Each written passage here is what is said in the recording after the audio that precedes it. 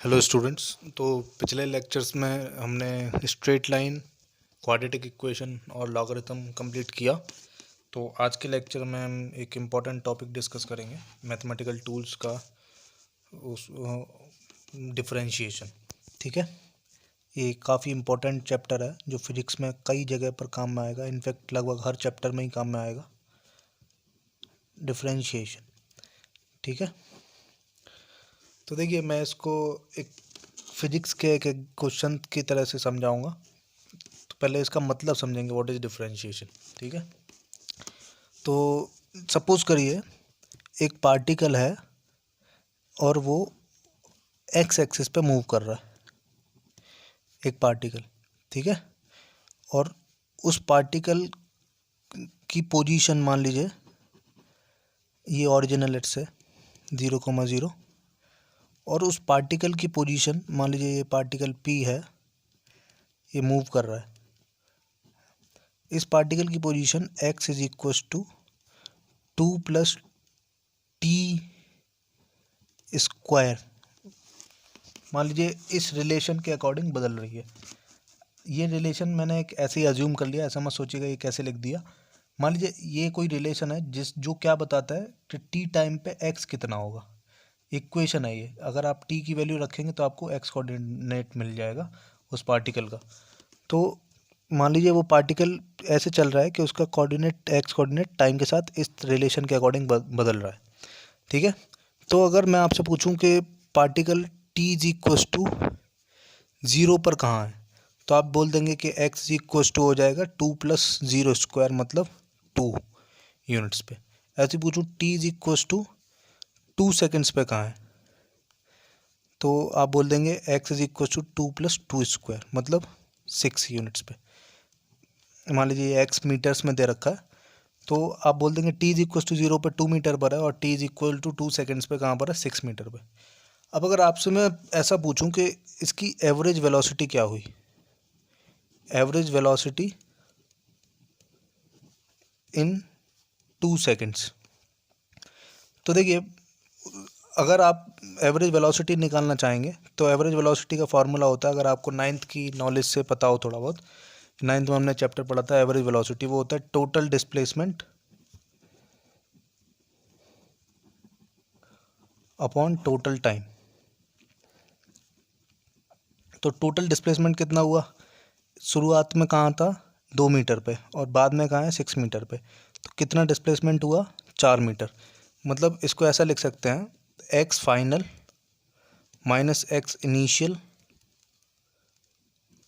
Upon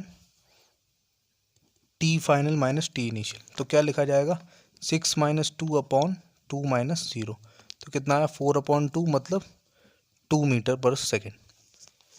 समझ में आया। तो हमने अभी एवरेज वेलोसिटी निकाली।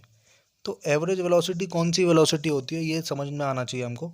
देखिए अब पार्टिकल समय 0 पर था 2 मीटर पर, मतलब यहाँ पर था मान लीजिए x इज इक्व 2 पे, और फिर t is equal to 2 second पे कहाँ आ गया, x इज इक्व टू 6 पे आ गया। तो अब ये कैसे गया यहाँ से यहाँ तक, ये हमको नहीं दिया गया है सवाल में। ठीक है, हमने जबकि एवरेज वेलोसिटी निकाली 2 मीटर पर सेकेंड, तो हमें क्या समझ में आ रहा है कि यहाँ से यहाँ तक ये 2 मीटर पर सेकंड में ही चला। लेकिन एक्चुअली ऐसा ज़रूरी नहीं है ऐसा ही हुआ हो, हर समय इसकी स्पीड ज़रूरी नहीं है 2 मीटर पर सेकंड ही रही हो, क्योंकि हो सकता है नॉन यूनिफॉर्म मोशन कर रहा हो सकता है यूनिफॉर्म मोशन कर रहा हो, हमें नहीं पता। तो एवरेज वेलोसिटी ऐसी वेलोसिटी होती है जिस वेलोसिटी में हम ये कंसिडर ना करें कि पार्टिकल यूनिफॉर्मली चला या नॉन यूनिफॉर्मली चला। तो हम लिख सकते हैं, इन calculating average velocity we do not consider whether particle travels uniformly और नॉन यूनिफॉर्मली। ठीक है, इनफैक्ट इसका मतलब ये होता है, अगर कोई पार्टिकल की एवरेज वेलोसिटी 2 मीटर पर सेकंड है, इसका मतलब अगर आप कॉन्स्टेंटली 2 सेकंड तक उस पार्टिकल को इतनी स्पीड से चलाएंगे तो वो 2 सेकंड में कितना डिस्प्लेसमेंट चल लेगा, 2 मीटर। मतलब 2 सेकंड में कॉन्स्टेंटली वो इतनी स्पीड से अगर चले तो कितना चलेगा 4 मीटर। समझ में आया। हालांकि इसकी स्पीड जरूरी नहीं है हर समय 2 मीटर पर सेकंड ही रही हो, कभी ऊपर रही होगी 2 से ज़्यादा, कभी कम रही होगी, लेकिन ये हमने एवरेज निकाला। जैसे हम क्लास में एवरेज निकालते ना बच्चों के मार्क्स का, मान लीजिए किसी का 100 में से 90 आया, किसी का 80 आया, किसी का 85 आया, तो हम सबके मार्क्स ऐड करके और नंबर ऑफ स्टूडेंट से डिवाइड कर देते तो एक एवरेज निकलता है। तो लगभग बोल देते हैं कि सबका इतना मार्क्स आया। हालांकि सबका उतना नहीं आता है, किसी का ज़्यादा आता है, किसी का कम आता है। ऐसे ही एवरेज वेलोसिटी है, यहाँ से लेके यहाँ तक मतलब वेलोसिटी 2 मीटर पर सेकंड नहीं है, लेकिन एवरेज हमने निकाला और हम बोल रहे हैं कि लगभग इतनी वेलोसिटी रही। समझ में आया। तो एवरेज वेलोसिटी टाइम इंटरवल में निकाली जाती है। मतलब आपको इनिशियल टाइम दे रखा होगा, एक फाइनल टाइम दे रखा होगा, तो आप एक इंटरवल में निकालते हैं। तो देखिए जो मैंने ये x final minus x initial लिखा है, इसको हम लिख सकते हैं change in x upon change in time, या फिर इसको ऐसे लिख सकते हैं मैथ्स की लैंग्वेज में delta x upon delta T. समझ में आया। और ये डेल्टा क्या रिप्रेजेंट करता है, लार्ज मतलब विजिबल, जो हमें दिखाई दे जाए, चेंज इन समथिंग। ठीक है। तो अभी तक मैंने बताया एवरेज वेलोसिटी क्या होती है। एवरेज वेलोसिटी मतलब change in x upon change in time. तो ये चेंज कैसा है, जो हमें विजिबल है, दिखाई दे, लार्ज चेंज। समझ में आया। तो एवरेज वेलोसिटी में हम टाइम इंटरवल में एवरेज वेलोसिटी निकालते हैं। मतलब आपको एक 2 टाइम दे रखे होंगे, जैसे इसमें बोला इन 2 सेकेंड्स, तो आपको हमेशा जब भी एवरेज वेलोसिटी पूछा जाएगा तो आपको एक इंटरवल दे रखा होगा कि पहले 2 सेकंड में बताओ या इतने सेकंड से इतने सेकंड में बताओ, तो एक इंटरवल दे रखा होगा। तो इस तरीके की वेलोसिटी जो इंटरवल में निकाली जाए, मतलब average velocity is calculated in a interval, in a time interval. और वो इंटरवल कैसा होना चाहिए, लार्ज होना चाहिए। ठीक है। तो ऐसी वेलोसिटी तो इंटरवल में निकाली जाती है, तो हम उसको बोलते हैं एवरेज वेलोसिटी। तो आप सोच रहे होंगे कि ये सब मैं क्यों पढ़ा रहा हूँ, डिफरेंशिएशन हम पढ़ रहे हैं। तो अब देखिए, अगर आपसे ऐसा पूछ दिया जाए, अभी तो मैंने इंटरवल में पूछा कि यहाँ से लेके यहाँ तक बताइए कितने वेलोसिटी रही। अब अगर आपसे ऐसा पूछा जाए कि मान लीजिए exactly T is equal to 1.5 second पे वेलोसिटी कितनी है। जैसे अभी मैंने एक इनिशियल टाइम दिया, एक फाइनल टाइम दिया, तो आपको इंटरवल दे दिया। लेकिन अब मैं सवाल चेंज कर रहा हूँ। अब मैं सवाल ये नहीं पूछ रहा कि इससे इतने इंटरवल में कितना चला, अब मैं पूछ रहा हूँ एग्जैक्टली इतने समय पे कितना चल रहा था, कितनी स्पीड थी उसकी। जब समय इतना हो रहा था 1.5 सेकेंड, उस समय इसकी स्पीड कितनी थी।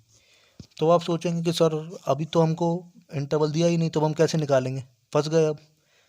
तो इस चीज़ को, जैसे आप स्पीडोमीटर आपने सुना होगा एक शब्द, जो इस बाइक में लगा होता है, वो हर सेकंड में उसकी नीडल चेंज होती रहती है स्पीडोमीटर की, वो हर सेकंड की स्पीड बताता है। तो वो ये सवाल है, मतलब पर्टिकुलर टाइम पे कितनी स्पीड है वो मैं पूछ रहा हूँ, तो वो कौन बताता है, स्पीडोमीटर। लेकिन हम कैसे कैलकुलेट करेंगे, तो इस क्वेश्चन को आंसर करने के लिए हम ये चैप्टर पढ़ते हैं डिफरेंशिएशन। तो डिफरेंशिएशन हम क्यों पढ़ते हैं, किसी डिफरेंशिएशन हम क्यों पढ़ते हैं, is studied to calculate rate,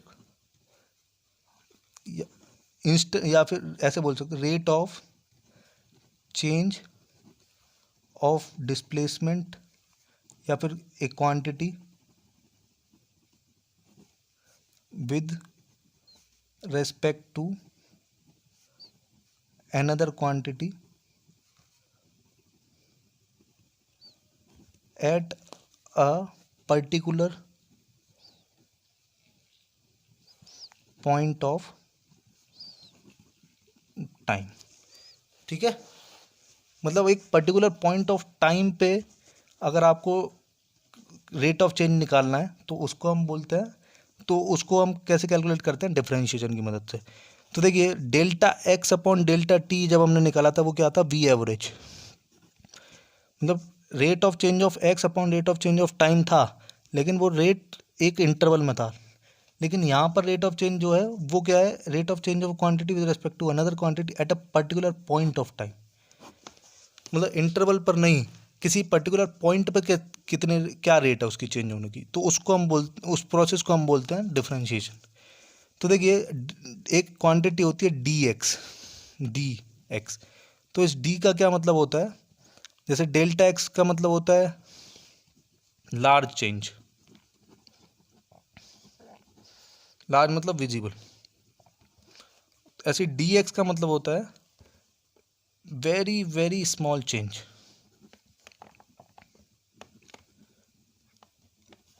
in x, ये डेल्टा किस में कन्वर्ट हो गया, डी में, है ना, और एक्स क्या है जिसमें हम चेंज निकाल रहे हैं, ठीक है, मतलब डेल्टा किस में कन्वर्ट हो जाता है, डी में, कब, जब चेंज बहुत स्मॉल हो जाए, when change is very small, and change is very small, कितना small, almost tending to zero,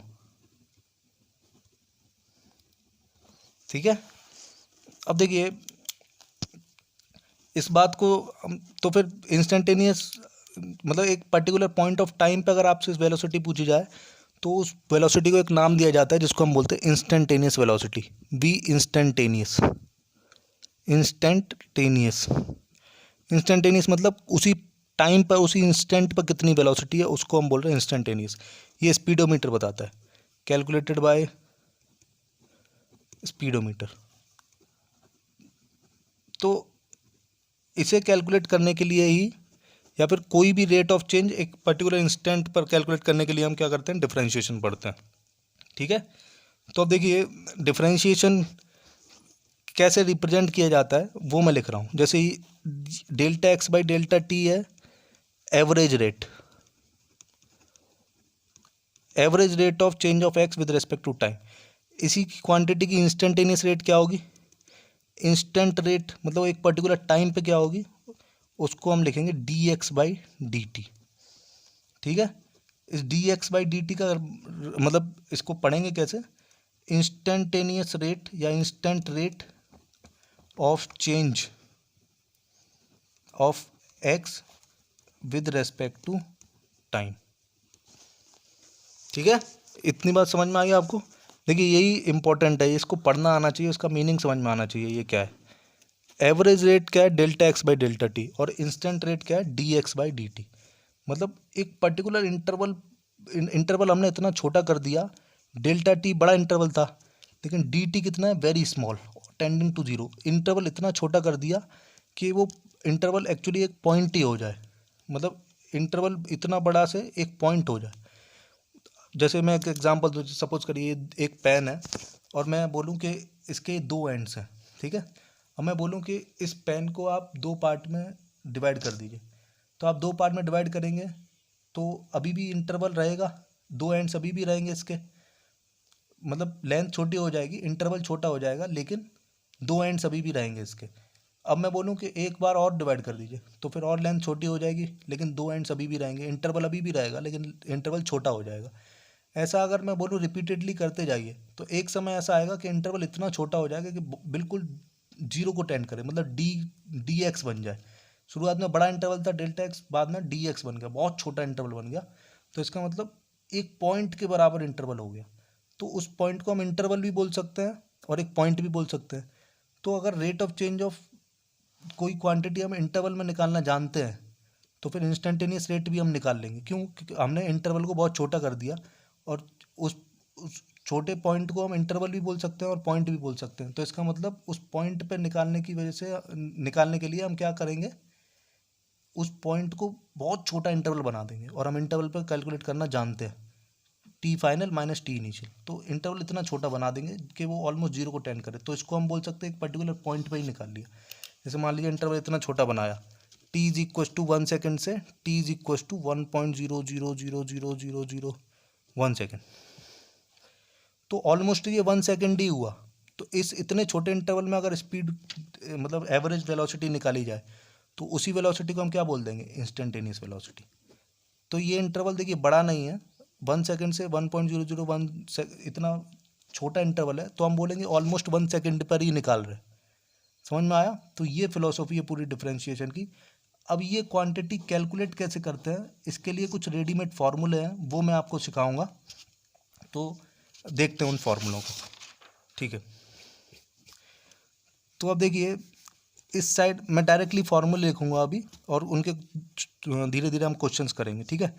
तो सबसे पहले मैं इधर LHS में y लिखूंगा, और इधर लिखूंगा dy/dx, ठीक है। dy/dx का मतलब क्या है, instant rate of change of y with respect to x, ठीक है। इसको पढ़ना आना चाहिए। तो इधर मैं LHS में y लिखूंगा, इधर dy/dx लिखूंगा। तो अभी ये फॉर्मूलेज हैं कुछ, जैसे सबसे पहला फॉर्मूला,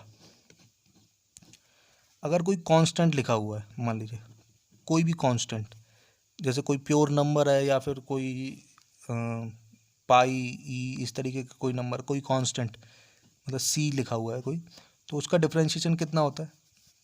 तो देखिए, न्यूमरेटर में क्या हम लिखेंगे, हम डी मतलब स्मॉल चेंज इन c। अब सोचिए कांस्टेंट है तो उसमें कोई चेंज आएगा क्या, तो स्मॉल चेंज इन कांस्टेंट कितना होगा, 0, क्योंकि कांस्टेंट चेंज नहीं होता। तो डी कितना हो जाएगा, dx, तो ये कितना होगा, 0। मतलब कांस्टेंट का डिफरेंशिएशन हमेशा क्या होता है, 0। मतलब अगर आपसे पूछा जाए 2 का डिफरेंशिएशन करके दिखाओ, तो आप क्या लिखोगे, d/2/dx, मान लीजिए x के रेस्पेक्ट में कर रहे हैं, तो क्या आएगा आंसर, 0। समझ में आया, कोई भी कांस्टेंट का डिफरेंशिएशन क्या आएगा, 0। तो ये पहला था। दूसरा, मान लीजिए कहीं पे ऐसा लिखा हुआ है x⁴n। देखिए इसमें x⁴n अगर लिखा हुआ है तो x तो वेरिएबल है और n क्या है, कांस्टेंट,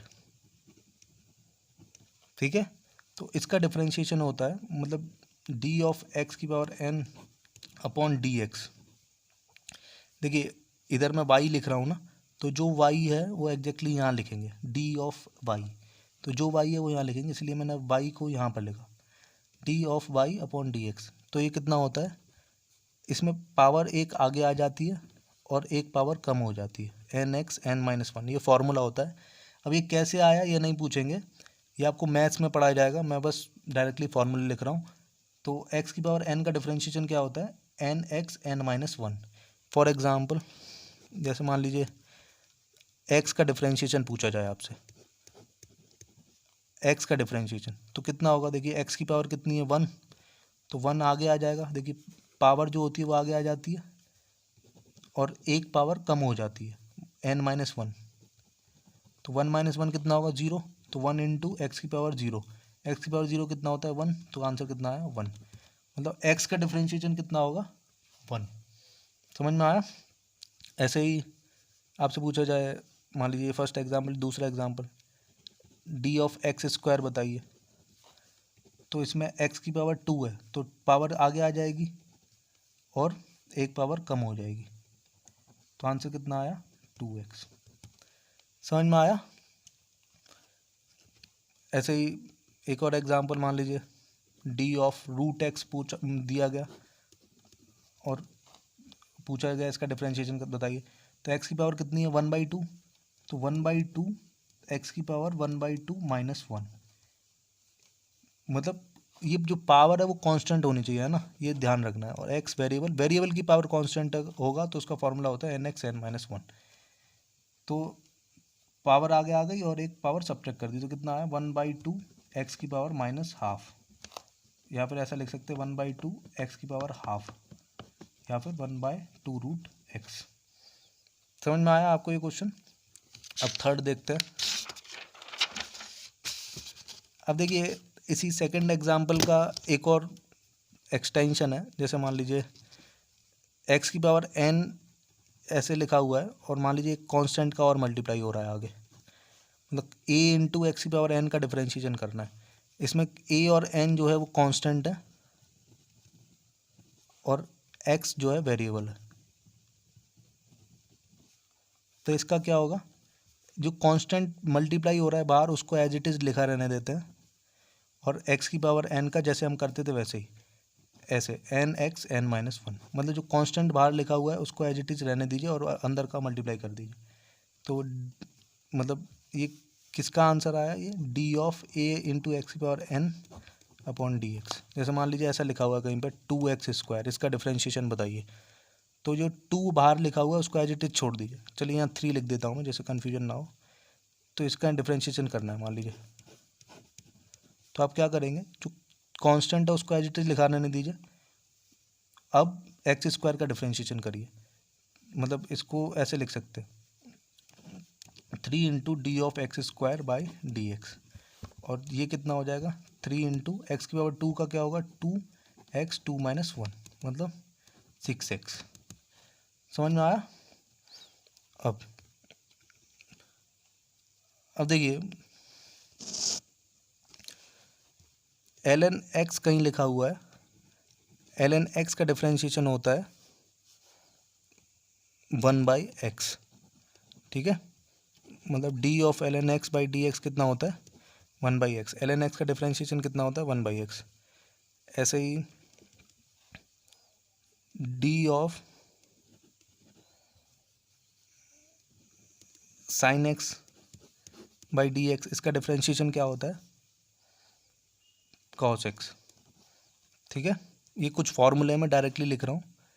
ऐसे ही एक और formula d of cos x upon d x का डिफ्रेंशिएशन होता है माइनस साइन एक्स। ये आपको याद रखने पड़ेंगे, ठीक है। इन जैसे मैंने अभी तक कितने फार्मूले बताए, देखिए 1 2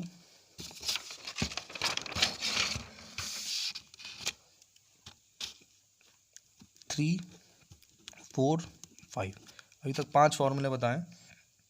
कुछ और है फार्मूले, जल्दी से देखते हैं। चलिए पहले एक क्वेश्चन करके दिखाता हूँ मैं, बाकी फार्मूले बाद में बताऊँगा। जैसे मान लीजिए आपको ऐसा दिया हुआ ax² plus bx plus c,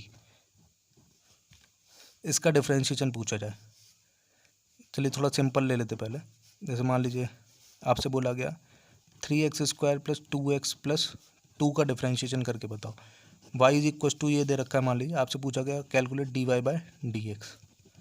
तो कैसे कैलकुलेट करेंगे, अब देखिए ये 3 टर्म्स का समेशन है, बारी बारी से एक एक करके डिफ्रेंशिएशन करेंगे, ठीक है। तो इसका डिफ्रेंशिएशन क्या होगा, differentiation of 3x² upon d x plus differentiation of 2x upon d x plus differentiation of 2 upon d x, ऐसे, ठीक है। dy बाई डी एक्स पूरा y यहाँ लिखेंगे और फिर ऐसे ब्रेक कर देंगे।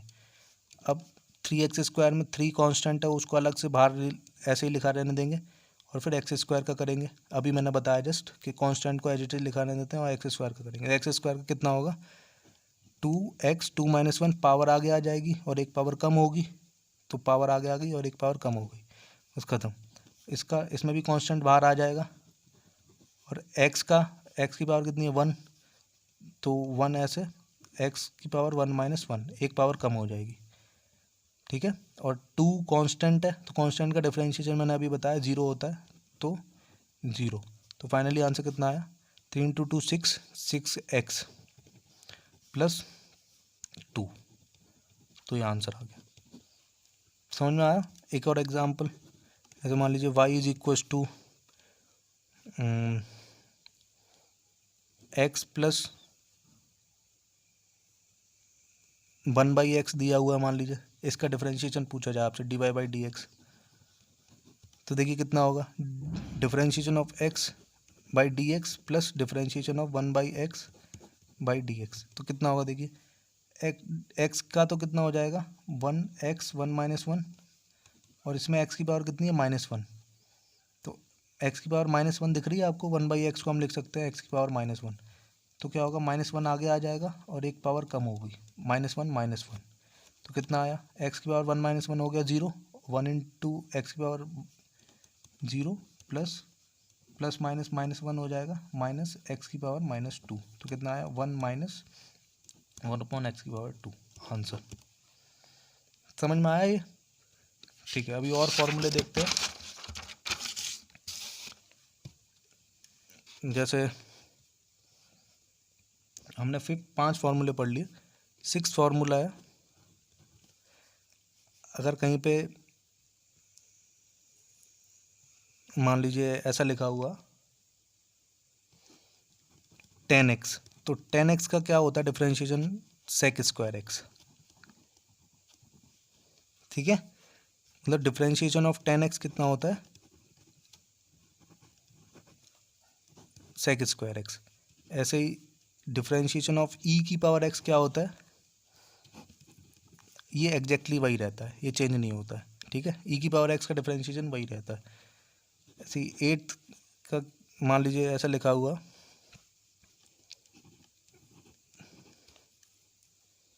सेक एक्स का डिफ्रेंशिएशन, तो ये होता है सेक एक्स 10 एक्स। ये कैसे आए हैं ये नहीं सोचना है, ये फॉर्मूले आपको याद रखने हैं, मैथ्स में बताए जाएंगे कैसे आए। मैं डायरेक्टली फार्मूले लिख रहा हूँ। 9th फार्मूला है डिफ्रेंशिएशन ऑफ कॉट एक्स, ये होता है माइनस कोसेक स्क्वायर एक्स। ऐसे ही डिफ्रेंशिएशन ऑफ कोसेक एक्स होता है minus cosec x cot x, ठीक है। तो ये 10 फार्मूले आपको याद रखने हैं, और फार्मूले बहुत सारे हैं लेकिन मैं इतना ही बता रहा हूँ। अब देखिए इस पर कुछ क्वेश्चंस करके देख लेते हैं। ये फार्मूले आपको याद रहेंगे तभी आप क्वेश्चन कर पाएंगे, तो मैं अभी डायरेक्टली क्वेश्चन करके दिखा रहा हूँ एक दो। जैसे मान लीजिए ऐसा दिया गया आपको, y इज इक्वस टू ई की पावर x प्लस ई की power x plus sine x minus 1/x, इसका डिफ्रेंशिएशन करके दिखाओ तो कितना होगा। देखो dy बाई डी एक्स क्या लिखेंगे हम, डी ऑफ ई की power x upon d x plus differentiation of sine x upon d x minus differentiation of 1/x upon d x, ठीक है। इस तरीके से लिखेंगे। अब ई की पावर x का डिफ्रेंशिएशन वही होता है, मैंने अभी फार्मूले में लिखा है। ऐसे ही देखिए ये फार्मूले मुझे याद हैं इसलिए मैं तुरंत लिख पा रहा हूँ, आपको भी याद करने पड़ेंगे जिससे आप जल्दी से तुरंत लिख पाए, ठीक है। डिफ्रेंशिएशन ऑफ साइन एक्स कितना होगा, कॉस एक्स और माइनस एज इट इज़, और 1/x में x की पावर कितनी है, -1, ठीक है। तो पावर आगे आ जाएगी और एक पावर कम हो जाएगी, -1 तो कितना आंसर आया, ई की power x plus cos x plus 1 plus x की पावर -2 या फिर 1/x स्क्वायर, आंसर। समझ में आया। अब देखिए मैं आपको एक इम्पॉर्टेंट बात बताता हूँ। कई बार क्या होता है, ये फॉर्मूले तो पता है हमको, मान लो आपको एफ एक्स का फॉर्मूला पता है, एफ एक्स का डिफ्रेंशिएशन करना आता है, तो लेकिन कहीं पे ऐसा लिखा हुआ है ए इंटू एफ एक्स, एक कांस्टेंट है, ऐसा लिखा हुआ है differentiation of a into F x upon d x, बताओ कितना होगा। मान लो आपको एफ एक्स का तो आता है लेकिन ए इंटू एफ एक्स का नहीं आता, तो मैंने हालांकि अभी बताया था अगर कांस्टेंट हो तो क्या करते हैं, उसको बाहर निकाल देते हैं और इसको ऐसे लिख देते हैं, ठीक है। जब भी कांस्टेंट से मल्टीप्लाई हो रहा हो किसी फंक्शन का तो उस कांस्टेंट को बाहर निकाल देते हैं। एग्जाम्पल, जैसे मान लीजिए आपसे पूछा है 2 sin x का मल्टीप्लाई बताओ, डिफ्रेंशिएशन बताओ, तो क्या करेंगे, differentiation of 2 sin x by D x, तो जो कांस्टेंट होगा उसको बाहर निकाल देंगे और sin x का डिफ्रेंशिएशन, मतलब इसको ऐसे लिखेंगे, तो ये कितना हो जाएगा 2 cos x। समझ में आया। तो आज के लेक्चर के लिए इतना ही, इसमें अभी 3 चीज़ें और बची हैं तो वो मैं इसी के नेक्स्ट लेक्चर में बताऊंगा आपको। तो प्लीज़ इस लेक्चर को अच्छे से नोट्स बनाकर इसके सारे फार्मूले जल्द अच्छे से रिवाइज याद कर लीजिए, ये फार्मूले बहुत इंपॉर्टेंट हैं। इसके बाद जो हम चैप्टर पढ़ेंगे मोशन इन स्ट्रेट लाइन, वो चैप्टर तभी समझ में आएगा जब ये चैप्टर के फार्मूले हमको अच्छे से याद हैं, ठीक है। जो भी डाउट है वो आप मेरे को पर्सनली व्हाट्सएप करके पूछ सकते हैं। प्लीज़ इसके अच्छे से नोट्स बनाइएगा। Thank you.